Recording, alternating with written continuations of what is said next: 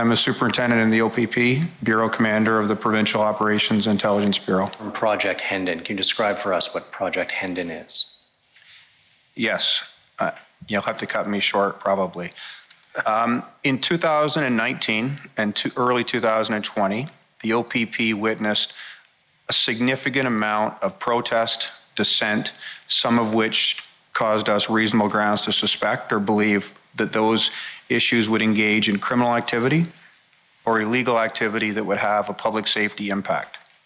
As a result of that, we created a collection plan and reached out to partners in law enforcement and in the intelligence community to create a cooperative, collaborative approach to collect information on issues that related to that. The reasoning was many of these issues, I might say all of those issues, are larger than any specific jurisdiction. So we collected a collection plan, we made a collection plan, we created business rules, and we formally reached out to multiple agencies in Ontario, law enforcement, intelligence.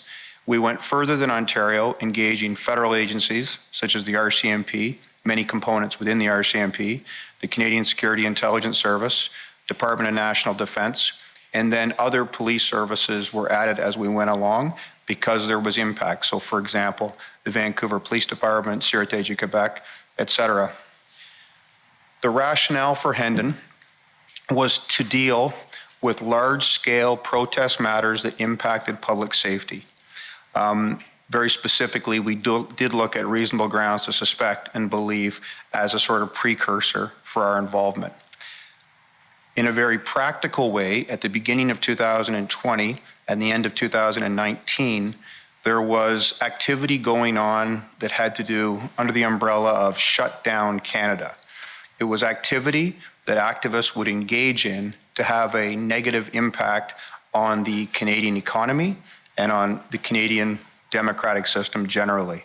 As we move towards February of 2020, one of the major points of consideration was rail blockades, rail shutdowns, which came to pass in Tyendinaga for approximately 3 weeks, emanating from events in British Columbia, specifically the Wet'suwet'en issues in dealing with gas pipelines, Coastal GasLink, etc. We began at that time to engage closely with all of our partners because there were main events such as Tyendinaga, such as British Columbia, but there were also a proliferation of events. And as my colleague, Inspector Bowden will say, and Provincial Liaison Team, it was impacting multiple jurisdictions. And so that is how we chose to approach it. As time evolved, we had several events in Caledonia and then the Mackenzie Meadows occupation, which were relevant to our duties and also had impact for other police services. I believe at that time, we engaged approximately 30 entities. We had regular calls, we had regular dissemination of intelligence products, and we regularly collected information for that purpose. As the pandemic became more pronounced or more prolonged, some of those public safety concerns or threat variants altered. By April of 2021, we noted the emergence of something that we referred to as the Patriot Movement. And we focused on this specifically because it presented different threat components. I will say this, we had concerns. There was very, very little criminal activity. There was illegal activity, and there were impacts that we were facing. So through the summer of 2021, we noted more and more of that activity.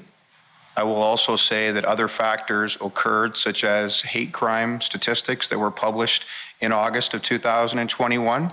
As a result of that, we evolved our collection plan and collaborated with our partners to focus on what we considered to be the primary threats. Our findings, our intelligence, our assessed information was produced to all of our partners in the form of the Hendon Strategic Intelligence Reports.